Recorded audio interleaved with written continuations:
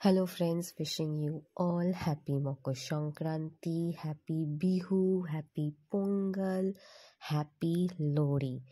আজকের দিনটা হচ্ছে পিঠে পুলি, দুধ পুলি, চুষি পিঠে, আরও কত কি গুড়ের কত জিনিস, তিল খাওয়া ভালো, মানে এইসব আজকে হচ্ছে খাওয়ার দিন। বাট আমার বাড়িতে হচ্ছে আজকে গুড়ের পায়েস না, চিনি আমুলিয়া দেওয়া পায়েস, কারণ আমার গুড় জিনিসটা অতটা পছন্দ না।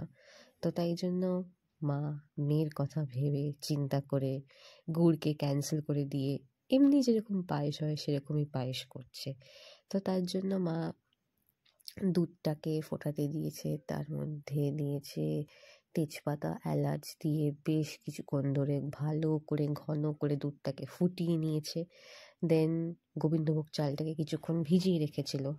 অল্পই দিতে হয় চাল, দুধের পরিমাণটা বেশি থাকে। এখানে আমি আপনাদেরকে রেসিপি বলতে আসিনি, কারণ সবাই পায়েস রান্না করতে জানে, জাস্ট বিকজ আমার বাড়িতে আজকে এটা হয়েছে বলে তাই জন্য শেয়ার করা।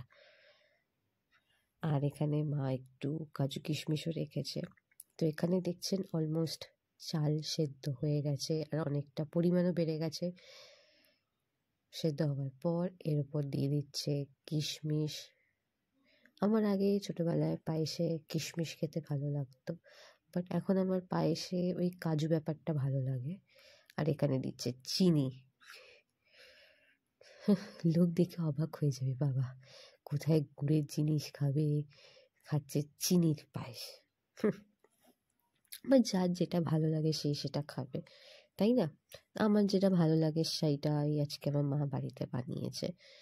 দেন চাইলে আপনারা আরও অন্যান্য ড্রাই ফ্রুটসও অ্যাড করতে পারেন। ও আমার মা কাজু দেখাতে ভুলে গেছে, ও মাই গড।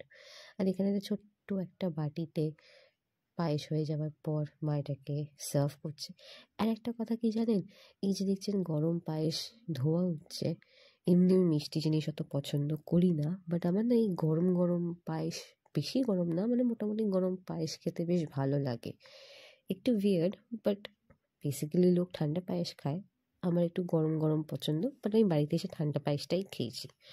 তো চলুন আজকে ব্লগটাকে এখানেই এন্ড করছি।